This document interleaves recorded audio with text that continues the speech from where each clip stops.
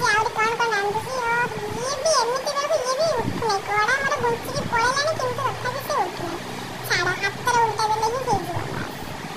ରୋଷେଇ ଯେମିତି ଗୋଟେ କମ୍ପ୍ଲିଟ୍ କରିବା କଥା ନା, ସେଟା ନ ଉଠୁ ମୁଁ କରିଦେବି ବା। ମୁଁ କଣ ଚାଲାକି?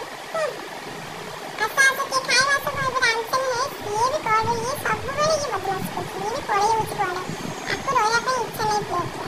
ଆଉ ଛାଡ଼ ମୁଁ ବି ରୋଷେଇ କରିଦେଇଛି, ସେଟା ନ ରହୁ ଆଉ ଯାଉଛି ଏବେ ଖାଇଦେବି ନହେଲେ